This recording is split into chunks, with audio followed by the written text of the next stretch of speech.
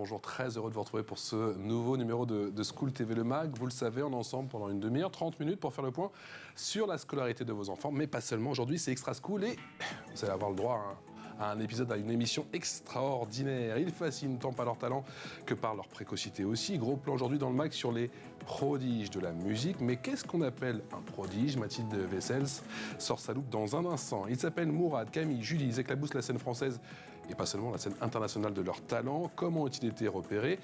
Quand ont-ils compris qu'ils avaient un don, ce don pour la musique? Quelle est leur histoire extraordinaire? Ils témoignent dans un instant dans notre émission. Et puis la musique, ce n'est pas un secret, bien connu pour ses bienfaits. Quelle éducation musicale à l'école? En fait-on assez?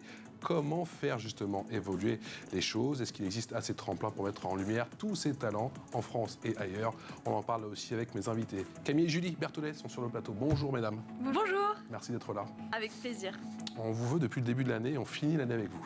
C'est juste magnifique. Votre dernier album est disponible. Il s'appelle Série. On écoutera un extrait dans un instant. Il s'agit de Left Lovers. Pour ceux qui aiment d'ailleurs cette série, ce sera dans un instant. J'ai tout donné sur l'accent. Vous me connaissez, j'ai progressé. Hein, ouais, parce qu'entre le début de l'année et la fin de la saison... Je suis admirative. Merci de me faire travailler. Merci. Et Mourad Simpou est avec nous également depuis Marseille, c'est ça? Oui. Bonjour Mourad, merci d'être avec nous, celui que l'on se nomme le prodige du piano. On parle avec vous, mesdames, mesdemoiselles et messieurs, dans un instant, juste après la loupe, c'est avec Mathilde Wessels. Salut Mathilde. Salut, ça va? Merci de me faire travailler mon accent anglais. Avec plaisir. Avec cette voix de baryton aujourd'hui. Expliquez-nous ce que veut dire exactement le terme de prodige, s'il vous plaît. Eh bien, un enfant prodige est un enfant qui montre du génie pour une discipline particulière, comme la musique, la littérature, les sciences, les arts en général. Alors, on constate chez ces enfants une soif d'apprendre qui se traduit par une motivation spontanée à travailler. On parle alors d'autodiscipline et d'une capacité de concentration largement supérieure aux autres. Et une fois que l'on sait que son enfant est prodige, on fait quoi? Alors, le rôle des parents, évidemment, est primordial. Déjà, ils doivent être à l'écoute de leur enfant, de ses envies, de ses aspirations, et surtout lorsque l'enfant voue un intérêt soudain à une activité particulière comme le dessin, la danse, la musique, par exemple. Ce sont des enfants qui ont besoin d'un certain cadre. Et le terme de prodige qui a aussi été démocratisé grâce à l'émission, effectivement, éponyme sur France 2. Et oui, une émission produite par Randemol et qui est déjà à sa 8e saison. Elle met en avant les talents d'enfants extraordinaires dans 3 catégories: chant, lyrique, musique instrumentale et danse classique. Et l'émission comprend 3 jurés en lien donc avec les 3 disciplines. Camille, par exemple, vous avez été élue à l'âge de 15 ans prodige de l'année 2014 et vous avez, comme les autres gagnants, remporté une bourse d'études. On en parlera. Maintenant, expliquez-nous, ma chère Mathilde, quels sont les bienfaits justement d'apprendre la musique, et cela dès le plus jeune âge? Alors, pour commencer, il y a plein de bienfaits, on s'en doute. Excellente stimulation du cerveau, notamment pour la mémoire et la concentration. L'art aussi de s'exprimer en musique. Cela demande une certaine discipline et rigueur, ce qui est toujours utile. D'après plusieurs études aussi, faire de la musique réduirait l'anxiété chez les enfants. Une aide aussi au développement physique, ça dépend des instruments, la flûte peut-être un petit peu moins, mais quoique. Meilleure performance à l'école, notamment grâce à la mémorisation qui est supérieure donc aux autres enfants, on en parlait tout à l'heure. Et puis enfin, la lutte aussi, je ne le savais pas, contre la dyslexie. Apparemment, la musique aide dans ce sens-là. Vous avez, j'imagine, quelques noms à nous donner, quelques noms illustres à nous donner. Vous avez un petit peu fouillé dans le passé. On va remonter en arrière, bien évidemment. Ben oui, parce qu'on commence quand même par le plus célèbre d'entre eux, Mozart, qui a débuté le piano et le violon à l'âge de 4 ans et qui s'est mis à composer dès l'âge de 5 ans. Pendant que nous, on faisait quoi à l'âge de 5 ans?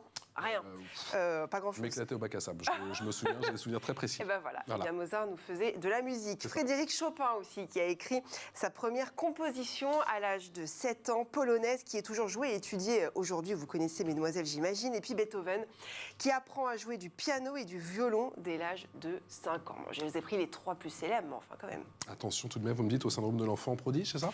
Oui, parce que lorsque l'enfant a un talent particulier et des facilités dans un domaine, il est très souvent porté au nu et tenu responsable de la réussite de toute la famille. Évidemment, ça met une pression absolument énorme aux enfants. Il est stimulé par ses proches afin qu'ils deviennent meilleurs dans ce qu'il entreprend. Et souvent, c'est vrai, il est comparé à ses frères et sœurs, ce qui peut être un peu compliqué dans les fratries. Donc, c'est un syndrome qui existe et qui peut être néfaste pour l'enfant concerné. Mais sinon, honnêtement, être enfant prodige, c'est plutôt pas mal.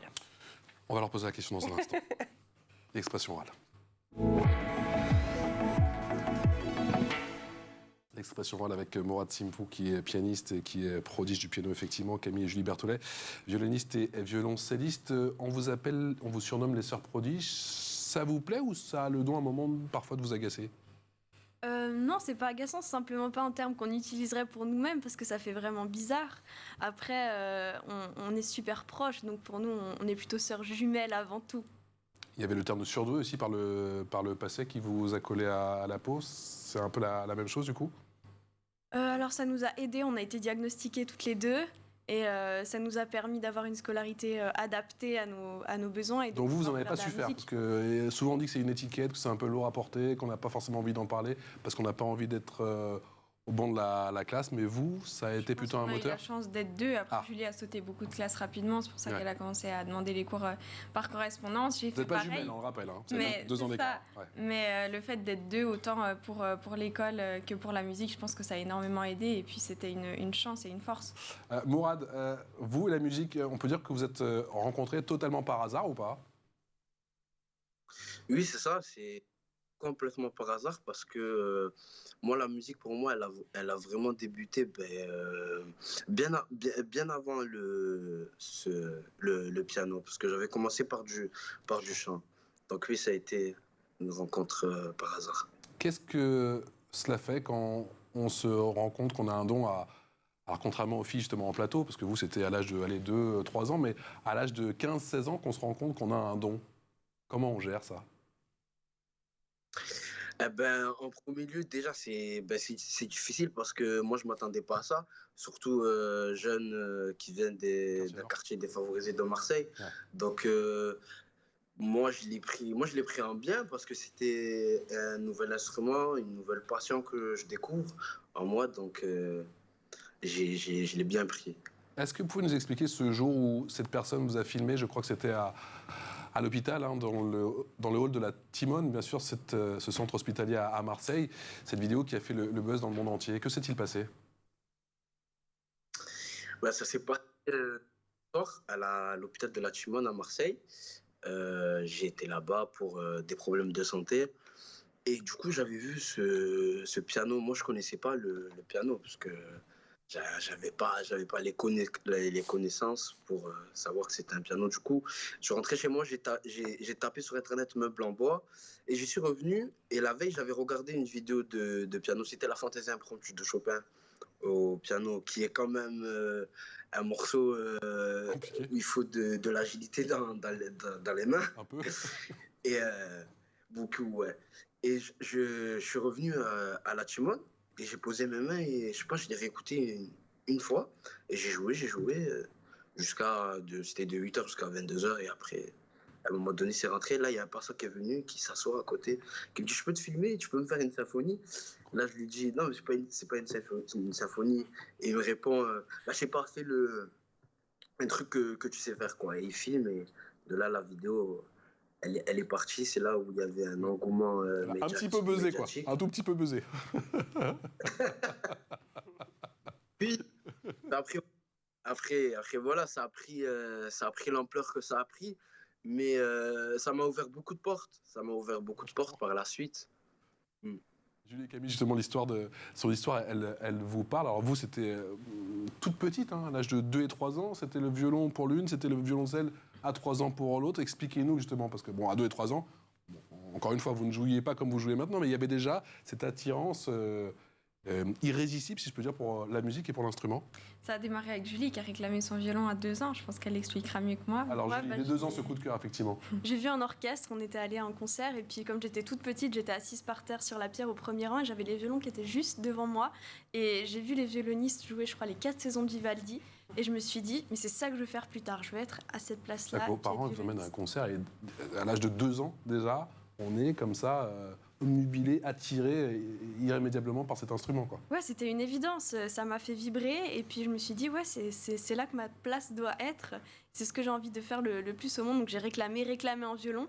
Et à 4 ans, les parents ont trouvé un professeur qui acceptait moi toute petite avec mon minuscule. Et marre d'être saoulé, se dire bon, faut absolument que là tu nous trouves un prof. Ouais, ça doit être ça. Un prof qui enseigne si jeune, parce qu'en plus enseigner si jeune le Oui. violon, c'est commun ou pas du tout? Il faut des C'est pas à méthodes partir de 6, spéciales. 7, 8 ans d'habitude, non? Alors Au ça dépend. conservatoire, oui, Ouais. mais il y a des écoles de musique ou des profs particuliers qui utilisent d'autres méthodes qui marchent très bien avec les enfants. Et c'est tellement malléable et flexible à cet âge-là que quand un enfant a envie de commencer à 4 ans, en plus l'oreille, elle se forme encore. Ouais. Donc c'est un âge génial pour débuter, mais si l'enfant en a envie, bien sûr. Pour vous aussi, Camille, ça a été le violon et après rapidement le violoncelle? Le violoncelle. Il a failli se en démarquer premier. de la C'est serre. ça. D'abord, j'ai dit je ferai du violon puis du violoncelle. On m'a dit tu peux faire ce que tu veux. J'ai dit je ferai du violoncelle. Et c'est encore Et moins j'ai courant, si je peux démarré à dire, 4 ans. de démarrer à 4 ans, qui plus est, le violoncelle. Bah, moi, j'ai vu le violoncelle, j'ai flashé sur le son, le timbre, le Parce fait qu'il est plus d'avoir grand que vous à un 4 ans, proche j'imagine, du non? corps. Mais c'est des tout petits violoncelles, mais c'est grand quand même dans le dos. Ouais. Mais ça fait comme une petite tortue sur les petits au dos et c'est trop mignon. Cette connexion que vous avez toutes les deux avec la musique, comment elle se manifeste au quotidien? Parce qu'on vous sent, bon, vous êtes sœurs, mais extrêmement complices, mais on sent que ce lien avec la musique, il est indéfectible. Bah, on a grandi ensemble, on a pris les mêmes cours de musique depuis qu'on est toute petite. Donc du coup, on a eu cette évolution personnelle et puis musicale commune. J'imagine les fait parents. que- Il y en a une qui nous harcèle, il y en a une, la deuxième aussi. C'est pas possible, chérie. Bah oui. Chérie, c'est pas possible, il y en a les deux. On se connaît par cœur, on pense souvent la même chose quand on se regarde, on sait ce que l'autre est en train de penser, c'est très pratique. Bonne chose. Ouais, c'est un lien incroyable. Et puis sur scène, forcément, de se connaître par cœur, ça permet d'aller beaucoup plus vite et puis d'avoir des connexions qu'on ne peut pas forcément retrouver avec les autres, malgré le fait qu'on adore jouer avec plein d'autres musiciens aussi. Mais aussi en voyage, c'est génial de pouvoir être deux pour plein de choses. Mathilde. Moi, c'est par rapport à vos parents, j'imagine. Voilà, ils vous ont emmené, vous l'avez dit, à l'âge de 2 ans, voir un concert classique. Enfin, je veux dire, il y a forcément... on vous met, j'ai envie de dire, le pied à l'étrier pour ce genre de discipline. La musique classique, c'est très difficile. Donc, les parents étaient derrière vous, j'imagine, pour vous aider. Et c'est eux qui vous donnaient ce goût de la musique. Moi, ils m'ont emmené à des concerts, je peux te dire que j'ai rien fait. Hein. Non, ils écoutaient autant du classique que d'autres styles D'accord. musicaux. Et puis, on a flashé sur le classique, mais c'est vrai que Julie, apparemment, puis il y elle avait quand même adorait aussi beaucoup de l'opéra chansons quand elle était françaises aussi, petite. hein, Et ouais. pas Ah oui. forcément, D'accord. ouais. Ouais. Côté de votre papa, je crois, la Exactement, chanson française. écouter beaucoup de chansons Ah. françaises, donc Du ça grand aurait pu classique. être du piano, de la pop, Oui, ça aurait pu être du aussi. sport. Ouais. Ouais. Ouais. Mourad, je sais que tu nous écoutes depuis Marseille. La prochaine fois, il faudra venir, mon cher Mourad. Il faudra venir en plateau à Paris. Faut qu'on fasse Désolé. un trio. Faut qu'on fasse un truc Avec ensemble. plaisir. Tu pourras même voir un match en prime si tu veux. Pour ton équipe préférée, du Paris Saint-Germain. Quel contraste, forcément, Mourad, entre ta musique qui est magnifique. Et effectivement, quand on regarde ton background, effectivement, toi qui viens des quartiers nord, j'imagine que tu as été élevé plutôt au rap qu'à la musique classique, comme les filles en plateau. Ouais, c'est ça. Étant petit, moi, j'écoutais des sons qu'il y avait dans le quartier, quand j'étais avec des collègues ou voilà, des amis, on mettait du son. Et ouais, j'étais un peu élevé à cette musique-là et aussi à la musique comorienne, parce que chez moi, mes parents, ils mettaient aussi beaucoup de musique comorienne. Et j'écoutais ça, mais j'étais pas trop attentif. J'étais pas trop attentif à tout ça. J'étais un peu un enfant qui courait un peu à droite à gauche, quoi. Pourquoi tu as flashé à ce point sur Chopin, dont on parlait effectivement au début d'émission, Mathilde Vessels, parce que j'imagine que là aussi, Chopin, ça résonnait pas forcément dans les quartiers nord de Marseille. Pourquoi Chopin? Parce que Chopin, il a une mélodie qui est envoûtante, je dirais. Il a un style à lui-même que j'aime beaucoup. Et ça m'a tout de suite touché. En plus, j'ai commencé, quand j'ai vu du coup ce piano à la Timone, j'ai commencé sur une œuvre de Chopin. Du coup, la fantaisie impromptue de Chopin. Camille, Julie, quel est votre compositeur préféré? Quel est le compositeur avec lequel, si je puis dire, vous préférez vous exprimer? Ah, ça a été longtemps Chopin, donc du coup, Ah, vous aussi? totalement. Mais pourquoi? Mais parce que Chopin, c'est ça exactement part ce qu'il dit. direct au cœur. Enfin, je pense qu'il n'y a pas besoin de connaître la musique classique pour l'apprécier. C'est ça, il a des mélodies qui sont incroyables. Et puis quand on l'entend, on sait que c'est Chopin. C'est Mais pas moi, un quand je vois autre de Chopin de compositeur. l'extérieur, surtout, mais moi je suis un novice, bien sûr, je vois tout de suite la complexité, quoi. Je vois je me dis, waouh, si t'es pas un génie, tu peux pas jouer Chopin, quoi. Bah, il y a des choses qui sont tout à fait jouables assez vous avez montré, facilement. hein. Mais alors la fantaisie impromptue, par Ouais, contre, c'est chapeau. ça fait On avait passé partie, quelques heures, hein. des pièces difficiles complètement. Donc ça, c'est super impressionnant. Je dirais Schubert, que j'apprécie énormément, je crois que toi aussi. Oui. Et ou Tchaïkovski, qui est un compositeur plus période romantique, mais que j'adore. Donc ça dépend des périodes, ça dépend des moments. Mourad, qu'est-ce que te disent tes amis aujourd'hui, justement, quand ils regardent ta carrière, la trajectoire que tu as prise? Il y a des amis qui m'encouragent ou sinon ils se sont étonnés aussi de ce tournant que j'ai pris parce que la musique classique ça reste de la musique classique, c'est pas une musique où dans les quartiers tu peux l'écouter, hein, il y en a de partout de la musique classique, mais on va pas s'ouvrir à ce genre, aller chercher plutôt. Mais ils aiment plutôt bien, mes amis, parce qu'ils me disent faut continuer en dedans et c'est beau. C'est beau,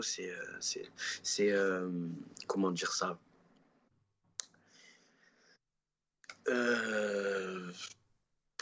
il m'encourage, voilà. Mourad, Yacine Constant, vous avez toujours, comme les filles en plateau, toujours ce sourire quand vous parlez de la musique, et pourtant la vie ne vous a pas épargné. On parlait des quartiers nord. Je sais qu'il y a une fusillade qui a éclaté tout près de votre établissement, près de la cour d'école, je crois que c'était en février 2015. En quoi cette dimension, on la retrouve justement dans votre musique aujourd'hui, cette gravité?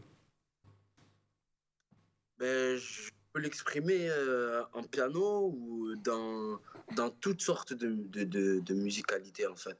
Mais c'est pas tant bien ça qui m'a touché, la fusillade et tout ça, parce que quand tu habites dans un quartier comme la Castellane et tout ça, c'est compliqué de pas. Tu as vu, tous les jours, tu es confronté, on va dire, à la rue, entre guillemets, parce qu'après, il y a la vraie rue, les gens qui sont à la rue. Mais bon, ce que je veux dire, moi, émotionnellement, dans ma musique, j'essaie de le mettre en note, de le construire, de raconter une histoire plutôt dans ma musique, que plutôt de mettre de la rage ou de la...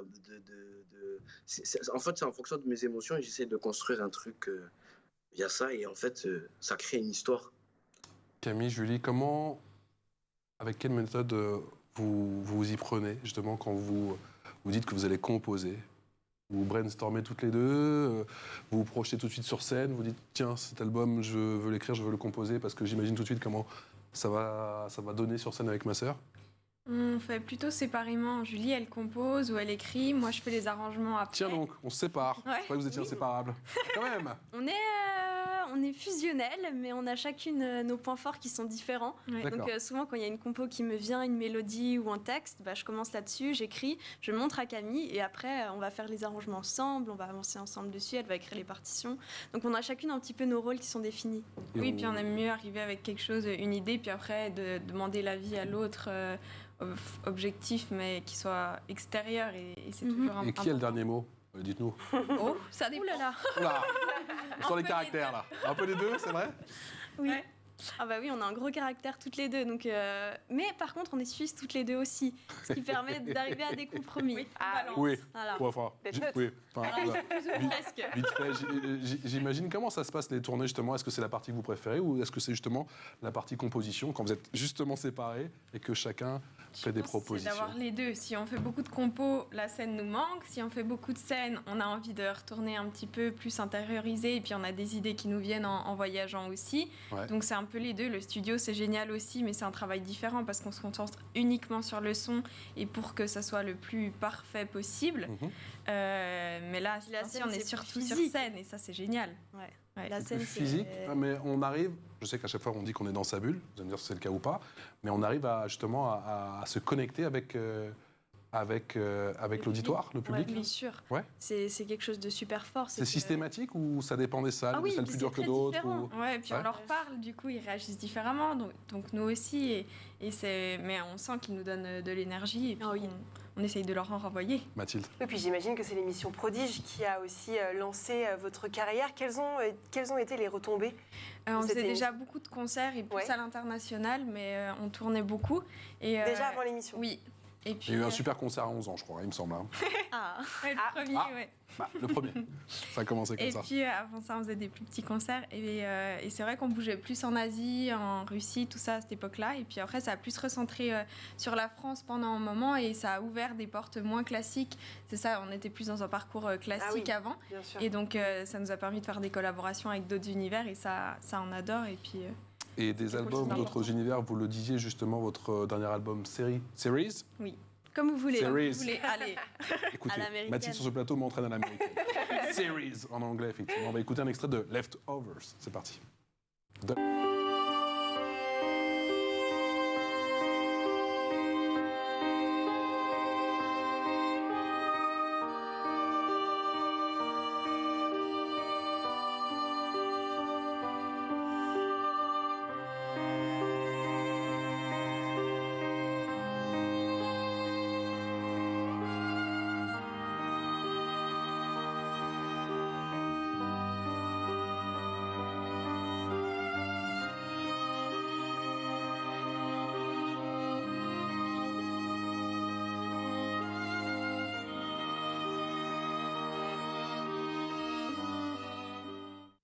Oui, alors, non, c'est pas New York, c'est pas l'Australie non plus. Je pensais que c'était New York, moi. Non, c'est la C'est Défense. la défense. C'est cool la Défense, justement. C'est aussi une partie que vous appréciez, toute cette...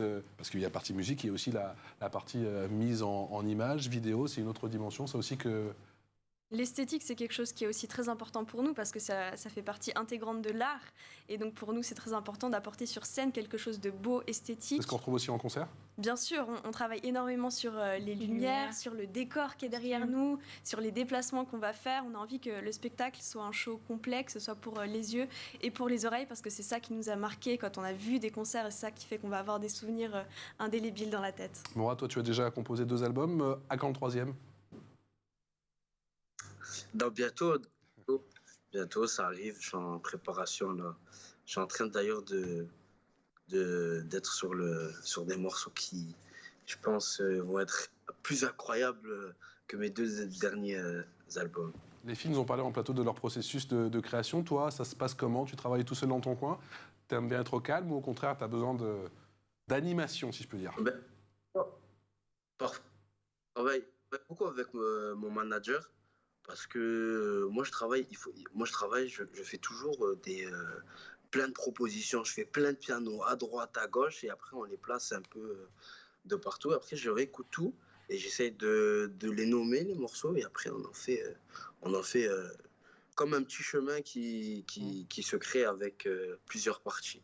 Voilà. Mourad, Mais sinon je peux travailler dans ma bulle ou non, j'ai déjà un morceau piano, tu vois, dans la tête je sais pas, j'ai une mélodie, je vais vouloir la faire en studio, du coup je vais aller en studio, je vais la faire, je vais l'enregistrer, peut-être je vais la reprendre le lendemain ou je sais pas. En fait, je mets plein de pianos et je laisse mon esprit composer. je sens toute qu'il y a la une collab musique, qui va se monter avec Camille et Julie. Là. Je vous sens très bien tous les trois et je serai très fier. Je prends pas un sou, moi, en plus. Hein. Je fais ça, hein. C'est, comme disent les Américains, c'est pro bono. Allez-y. Juste un truc, on a dit que effectivement les prodiges, tous les musiciens sont dans leur bulle. Mon cher Mourad, toi, ça se manifeste comment? Tu es dans ta bulle, tu vois des couleurs et des images qui arrivent, c'est des mots, des sons, c'est quoi? Ben, c'est plus des mélodies que je chantonne ou sinon que, je sais pas, peut-être j'ai entendu un morceau à la radio dans la voiture, je vais le réécouter encore une fois et je vais prendre juste une mélodie ou en fait c'est vraiment en fonction de comment je me sens ou sinon oui je peux travailler parfois avec des codes couleurs. Vous, c'est quoi? C'est des couleurs? Des mots? En plus, vous êtes à 2, donc j'imagine qu'il y a une connexion particulière. Alors on associe, je sais pas si ça te fait la même chose dans ta tête, mais moi j'associe les mots et les couleurs et les notes et les chiffres ensemble. Donc un peu je crois que c'est de la synesthésie. La synesthésie, d'accord? Ouais, c'est ça. Et puis c'est associé à plein de choses, au moment, aux émotions qu'on peut ressentir, à ce qu'on a envie de transmettre. Mais ouais, c'est plein de choses. Ça vient différemment à chaque fois. Qui paraissent logiques dans notre tête, mais qui sont peut-être difficiles à expliquer. D'accord, c'est-à-dire qu'à chaque concert, il y aura une sensation, une émotion différente et aussi Oui. des images différentes? Ouais. D'accord. Le public est différent, les lieux sont différents, du coup ça nous inspire des choses différentes, on va raconter des histoires différentes au public, parce qu'on se laisse à chaque fois influencer, donc chaque concert est différent. Est-ce qu'un prodige a parfois des mauvais jours où on arrive à garder un certain niveau?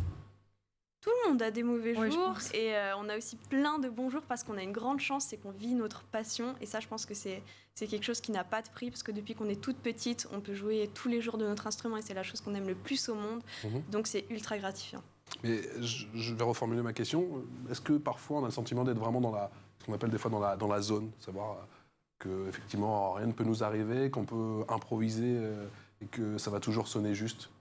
Ou en même temps, est-ce que c'est pas la définition d'un prodige? Non, on Non sait qu'on pourra toujours, on n'aura jamais tout, tout Avec l'oreille exploré. absolue, avec tout, enfin je sais On pas. sera jamais parfait, c'est ça qu'on aime aussi dans la musique, parce qu'on peut toujours aller plus haut, on peut toujours découvrir de nouvelles œuvres et composer de nouvelles choses, mais c'est vrai que sur scène, des fois, il y a un sentiment un peu hors du temps.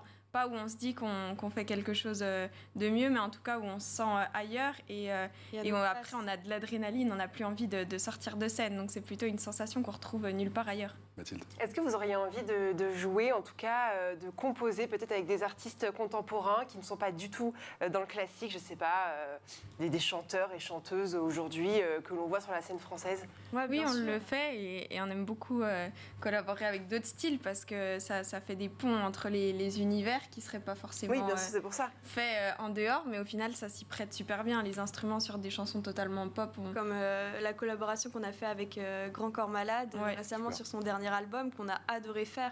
Et c'est deux univers qui peut-être ne se rencontrent pas souvent et qui fonctionnent très C'est pour bien. ça, c'est la richesse aussi de mettre les deux univers ensemble. Exactement, on apprend tous les uns des autres et c'est pour ça qu'il faut que les différents styles de musique continuent à collaborer ensemble parce que c'est comme ça qu'on grandit. Julie, Camille et Mourad. Moi, je vous sens bien avec Adèle. Je sais pas pourquoi.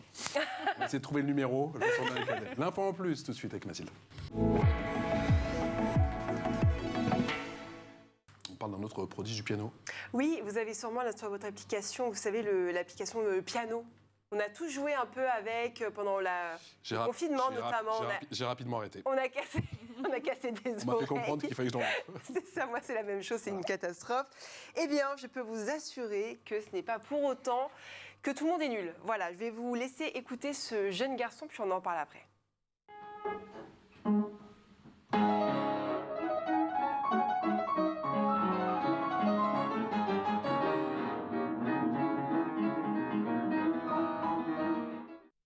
Il s'appelle Ahmed, il a 18 ans, il vient de Bretagne et il a appris le piano sur son application pendant le confinement. Il faisait ça toute la journée. En un an, il joue comme ça, vous venez de l'entendre, c'est impressionnant. Il a appris seul d'oreille, il n'a jamais fait de solfège de sa vie. Et en écoutant seulement des morceaux sur YouTube, c'est absolument incroyable. Il fait le buzz depuis déjà 2 ans. Regardez un autre extrait de lui en train de jouer du piano, c'est dingue.